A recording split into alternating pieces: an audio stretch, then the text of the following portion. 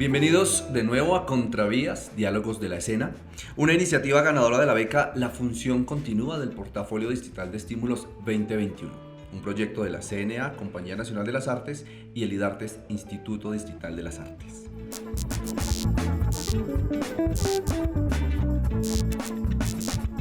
Hoy tenemos como invitado a Sandro Romero, nuestro caminante inagotable a Contravías.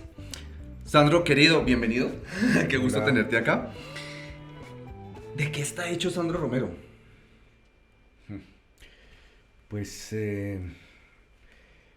yo soy como, para que nos pongamos griegos, para que busquemos una metáfora griega, como el mar Egeo lleno de islitas por todas partes, porque me he dedicado a muchos oficios a lo largo de mi vida, pero todos tienen un denominador común son oficios del arte. Es decir, yo he vivido en función del arte casi que desde que nací, porque mis papás eran artistas, mi papá era pintor, mi mamá era bailarina de ballet y luego fueron docentes, y yo empecé a hacer teatro muy joven y empecé a interesarme mucho por la literatura. Entonces soy una cantidad de islitas donde mezclo el teatro, el cine, la literatura, la música, eh, y todo esto lo he sintetizado en un libro que voy a publicar ahora, justamente en un par de meses, que se llama Profesión Espectador, donde hago una suerte de balance de todos estos oficios que creo que se reúnen en esa definición que tú conoces de Grotowski, del director como espectador atento, ¿no? Entonces la idea es que en el fondo uno termina siendo espectador, espectador de la vida y espectador de experiencias del arte. Me preguntaba cómo ha sido ese trasegar, desde que empiezas tú como un niño actor que está explorando el teatro hasta llegar ahora a liderar un proceso de formación tan importante acá como el proceso de formación de actores de la SAP. Bueno, me parece curioso eso del caminante, no sé qué, inagotable, porque yo realmente no soy muy caminante. Yo viví, si hago la cuenta, viví en Cali, que es la ciudad donde yo nací, 30 años, y yo casi no salía de Cali, y Cali era mi búnker, y ahí pues descubrí todo prácticamente. Después de los 30 años me vine a vivir a Bogotá, y luego me fui a vivir a Europa un tiempo, y he viajado pues en la medida de lo estrictamente necesario, pero yo conozco gente que es mucho más viajera que yo. Es más, casi no me gusta viajar, me gusta llegar, pero viajar, el ritual de los viajes me estresa muchísimo. Pero sí, yo me he dado cuenta que nuestros artistas, y en particular la gente que se mueve dentro del mundo del teatro, quizá por el fenómeno de la presencialidad, nos tendemos a concentrar en guetos creativos, y casi no salimos, y me parece que es muy importante tener una mirada universal de las cosas. Eso he procurado siempre en el programa Arte de Escénica. Yo llevo ya mucho tiempo el programa de la SAP. Yo entré desde que regresé de Europa, justamente en el año 93. Yo me vinculé, y entradas y salidas, pero básicamente ese ha sido mi polo a tierra, y como coordinador ya llevo 6 años, dentro de los cuales para mí es muy importante la formación universal, tanto de los actores como de los directores. Entonces, en ese orden de ideas creo que hay una conexión. Y una cosa que hemos procurado mantener dentro del programa es tener siempre, para que los estudiantes, después de 10 semestres de estar trabajando con locales, trabajen con directores y con invitados internacionales, o por lo menos con directores que hayan realizado sus prácticas artísticas por fuera, porque es muy importante tener, insisto, una mirada universal de la creación. Si no, tendemos a reducirnos a las cosas inmediatas, y las cosas inmediatas en Colombia no es que sean siempre las más agradables, ¿no? Sandro, ¿qué está liderando este proceso de formación? Y también yo llego en un momento a la SAP, porque yo también enseño en la SAP, en un momento a veces como complejo. Estos últimos 6 años que te han tocado han sido años de movimientos, de paros, de la prepandemia, de la pandemia, de la pospandemia. Y entonces, indiscutiblemente, eso nos hace reflexionar sobre la academia y desde la academia. Y pensar en nuestros chicos, como en estos momentos a veces como tan complejos políticamente, tan complejos económicamente, tan complejos ahora en temas de salubridad. ¿Qué enseñar? ¿Qué enseñar en el teatro? Pues mira, sinceramente yo me siento viviendo un déjà vu porque yo me formé en mi adolescencia en Bellas Artes en Cali en un ambiente muy politizado. El teatro colombiano de los años 70 era un teatro profundamente politizado y estaba relacionado directamente con la izquierda. Y cada grupo, cada movimiento político, pues la izquierda siempre ha estado dividida en Colombia, bueno, en todas partes, pero en Colombia la cosa es un poco más patológica y cada movimiento político tenía su grupo de teatro y se odiaban más entre ellos que odiar a la burguesía o a los enemigos importantes. Entonces, digamos que yo estoy un poco vacunado con esas histerias políticas que se están volviendo a vivir ahora, que las miro con un poco más de calma, porque creo que los años 70 fueron agotadores. Después yo diría que los años 80 y los años 90 fueron años de experimentación formal de distintas capas y ahora en el nuevo milenio hay como una suerte de nuevo mayo 68 en la humanidad, pero en los países latinoamericanos se está viviendo con mucha fuerza, con toda la razón además. Pero a veces los métodos me parece que son un poco preocupantes en la medida en que las urgencias políticas se devoran al arte. Y yo con eso no, ahí no negocio. Ahí me parece que la obligación revolucionaria de un artista es ser muy buen artista y ser muy buen creador y no perder el público. Y me parece que cuando se hacen cosas de afán porque es más importante la vida que el arte, ahí es cuando yo empiezo a pensar que uno no puede dejar perder el norte en las actividades de la creación, sobre todo en estos países tan difíciles donde el mundo cultural es muy frágil, es un país muy violento, la gente es muy violenta y los artistas tendemos a dejarnos contagiar de esa violencia. Y me parece que una de las labores del arte también es la labor contemplativa, que creo que eso también es una forma de hacer revoluciones. ¿Cómo son esas noches en las que Sandro se detiene a reflexionar sobre todos sus profesores, sobre todos sus estudiantes y sobre todo ese proceso que está como, como digo yo, ¿no? Como en una efervescencia de que queremos es manifestarnos sobre lo político y cómo el arte va a andar acá? ¿Cómo son esos momentos en los que logras esa calma que te caracteriza tanto? No, yo no soy calmado, yo soy una persona muy nerviosa y muy agitada, pero tengo dos, creo yo, estrategias. Por un lado, cambiar de tema. Cuando, cuando existía la presencialidad, esa bella época, ¿te acuerdas tú de Sí, la sí, sí. presencialidad? Cuando salía, pasaba la reja de la SAP, yo le pedía a la gente, por favor, no me hablen de la SAP. Los problemas de la SAP los resolvemos dentro de la SAP. Pero ahora en la virtualidad es mucho más complicado porque todo el tiempo hay que estar en función de todo el mundo y todo es urgentísimo, ¿no? Y el WhatsApp y las redes sociales y la llamada y la cosa, entonces uno trabaja mucho más tiempo, pero a mí me tranquiliza, paradójicamente me tranquiliza solucionar los problemas rápido. Y uno de mis lemas es que no me lleguen con problemas, sino con soluciones.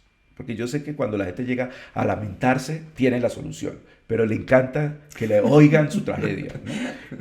Yo cuando publique mis memorias teatrales se van a llamar Maestro, hay un problema, porque es la frase que uno más oye en todo el día. Pero digo, ok, ahí está el problema, pero busquemos la solución ya. Sí, porque a veces hay como una especie de engolosinamiento en el conflicto que a mí me desespera un poco y también me desesperan los lamentos, porque uno pierde mucho tiempo quejándose. Y creo que lo importante cuando uno está en estos cargos, en estas funciones, uno tiene que servir un poco de puente y de equilibrio entre la institucionalidad, que son los malos de la película, y los maestros y los estudiantes que siempre están pidiendo cosas y reclamando cosas. Uno está ahí en la mitad porque uno también es maestro y también ha sido estudiante, también uno quiere profundamente a la gente, pero al mismo tiempo uno tiene que mantener la institución funcionando porque no todo se desbarata. Entonces hay que estar ahí en ese punto de equilibrio que me parece que es la función que uno tiene que tener en una institución educativa donde el arte todos los días se está poniendo a prueba, ¿no? Que me parece que eso es parte de su encanto también y parte de su riesgo. Yo no sé qué vaya a pasar con la educación artística y con la educación teatral, que me imagino que por ahí van tus preguntas futuras, pero creo que ahorita hay un gran desafío para todos, no solamente en términos de qué es lo que hay que contar, sino qué es lo que le interesa al público, de qué tenemos que hablar y al mismo tiempo volver a las preguntas esenciales, ¿no? De qué es el arte, qué es el teatro, cuál es la función que cumple en la sociedad, etcétera. Esas preguntas esenciales que uno permanentemente se las está haciendo ahora muchísimo más, porque creo que las respuestas van a cambiar de manera profunda. Porque una ciudad como Bogotá necesita formar artistas. ¿Para qué formar artistas? Sí, esa pregunta yo me la hago cada semestre cuando hay estudiantes, que entran los aspirantes, que cada vez, durante la pandemia, por ejemplo, yo pensé que se iba a reducir el número de aspirantes y fue todo lo contrario, se mantuvo, incluso aumentó. Entonces uno se pregunta, bueno, la gente por qué quiere estudiar teatro en una época en la cual los teatros están cerrados, no hay televisión, no hay cine, las plataformas de streaming están haciendo cosas de otra índole. Y yo sí creo que la formación artística es necesaria eh, como una ética. Yo creo que en un programa de artes escénicas uno da el ABC en 4 semestres, pero la ética es una cosa que lo da la constancia, que lo da el tiempo, que lo da el hecho de formar grupos. Para mí, por ejemplo, ha sido muy difícil la semestralización de la SAP porque yo vengo de otro tipo, otro modelo de trabajo teatral que es el de los combos, el de los grupos, el de los parches, los equipos de trabajo y esto de que cada semestre cambian y ellos nunca tienen un grupo estable con quien trabajar, pues me confundió en un principio, pero ahora me parece que el reto es importante. Es decir, yo creo que uno, si la vida pone un reto, hay que asumirlo y no empezar a tener nostalgia de que era mejor el día anterior. Creo que eso pasó con la pandemia, por ejemplo. Cuando la pandemia, creo que yo la tuve clara desde el primer día, es decir, nos virtualizamos ya. No empezamos a quejarnos de que el teatro es presencial. Sí, el teatro es presencial, pero no se puede, ya. Entonces, hay que ver esto, y para mi sorpresa, entre otras cosas, porque me tiré al agua sin saber nadar, pero para mi sorpresa nos dimos cuenta que primero los estudiantes viven en el mundo virtual, no manejan las herramientas mejor que nosotros y empezaron a salir cosas extraordinarias, ¿no? Yo vengo también, otra de mis pasiones no es el teatro, sino el cine también y la televisión y he trabajado muchísimo en el cine y el hecho de que se pudiera combinar el mundo de las cámaras, de los micrófonos y de las grabaciones y de la edición con lo teatral me parecía fascinante y todavía me sigue pareciendo fascinante. Creo que eso todavía no se ha inventado. Cómo registrar el teatro es como una especie de oxímoron, ¿no? Porque el teatro tiene que ser efímero, pero resulta que uno está buscando la forma de eternizarlo. Entonces, saber combinar esto, hay países donde ya se está logrando y se está logrando de manera importante, ¿no? Uno ve el National Theatre o uno ve lo que hace el Met o la Comédie Française, hacen producciones donde uno, si bien no tiene la experiencia directa, de todas maneras hay cosas importantes y a mí me gusta apostarle a eso, apostarle a esa pluralidad de lenguajes porque insisto que el arte es uno solo y los mecanismos varían, pero finalmente la conexión misteriosa entre unos creadores que hacen una serie de cosas y unos espectadores que reciben esa sensibilización o esa sensibilidad o ese misterio de la creación, eso sigue siendo igual y debería mantenerse. Yo creo que yo también me fasciné mucho con los estudiantes cuando empezamos la virtualidad, porque curiosamente, sí, ellos estaban un paso adelante de nosotros, no solo en el manejo de las tecnologías, de las herramientas, sino en las preguntas que se hace uno detrás de esas herramientas, ¿no? Nosotros nos preguntábamos cómo registrar el teatro a través de la cámara, pero ellos iban un poquito más adelante. Ellos preguntaban cómo el arte dramático, no solo el teatro, se va a soportar detrás de un dispositivo como la cámara. Y eso me parecía súper interesante porque creo que pues, ese es un lugar que me gusta mucho como artista y es no identificarme disciplinarmente en un lado, sino pensar esto como una transversalidad en una disciplina. ¿Cuáles son esos cambios grandes que tú sientes, Sandro, que estos últimos tiempos han suscitado en la SAP? ¿Cómo se ha transformado la SAP en estos 6 años que estás en el programa, pero en estos tantos más que has estado como docente. Sí, yo no he hecho un registro profundo de qué sucedía con la escuela del distrito, cómo funcionaba, porque yo no vivía aquí, pero parte de lo que voy a hacer ahora pronto, cuando eh, deje la coordinación del programa, es justamente hacer una investigación sobre cómo ha sido la historia de la formación teatral en Colombia. Pero desde el 93 que yo me vinculé, sí veo unas transiciones. Creo que el programa que está nutrido por lo que trajeron Pavel Novitsky, Alejandro González de Rusia, Ma Shen-ho, que estudió en Rusia también, Everett Dixon, mezclado con maestros locales como Epifanio Arévalo y Eliezer Cantillo, ese primer momento de los años 90 de la SAP, pues tiene una influencia europea muy grande y se basaba sobre la teoría de los géneros. Yo me formé dentro de unos parámetros un tanto distintos, y es curioso, por ejemplo, que los temas que más he trabajado son el tema de la tragedia griega, que es mi maestría y mi doctorado yo los hice de investigación sobre la tragedia griega, y yo nunca actué en tragedias griegas en la academia. No se hacían tragedias griegas, se hacía Brecht, ¿no? Y que era como una manera, digamos, política y coyuntural de entrar con los coros y con las convenciones de la tragedia. Pero el hecho de trabajar los géneros era una cosa nueva para mí, y me parecía interesante que muchachos que no tenían ningún tipo de formación literaria ni información teatral profunda exploraran mundos ajenos, mundos lejanos. A mí me parece importantísimo eso. Y después ha habido como una especie de necesidad de articularse con nuevas formas expresivas contemporáneas, con eso que llaman ustedes los intelectuales teatro postdramático, ¿no?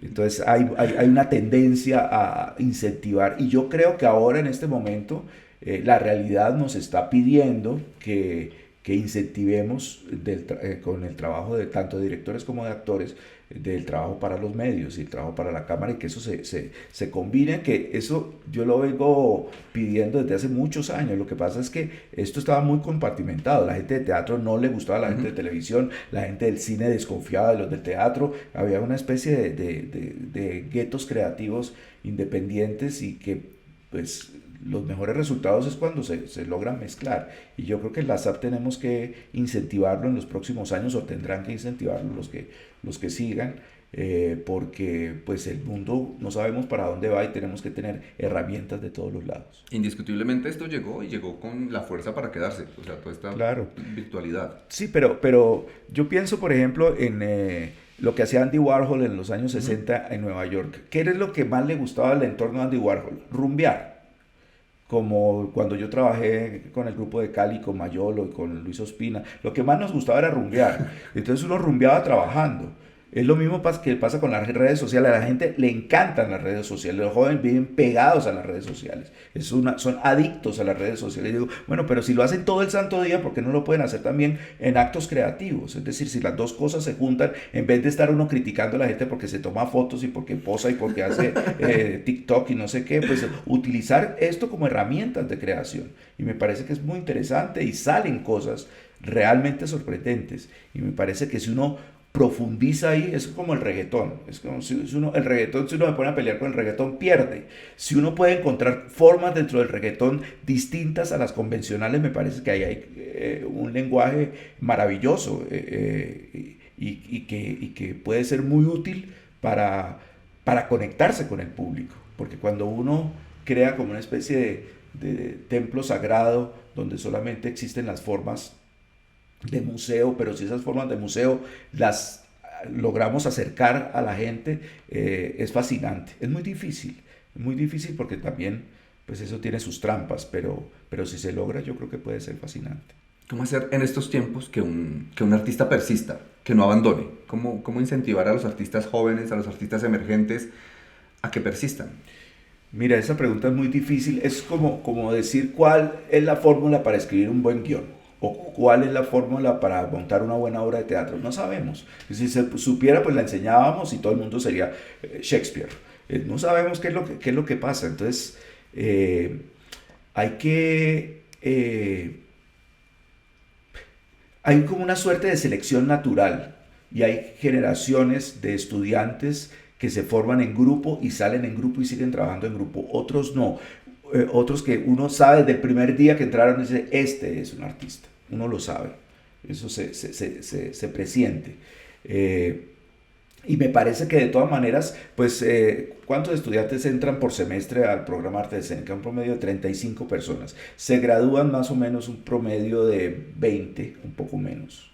Irregularmente, porque ahora con lo de la semestralización es distinta. Yo más o menos, o institucionalmente, tenemos más o menos el registro de qué es lo que hace la gente.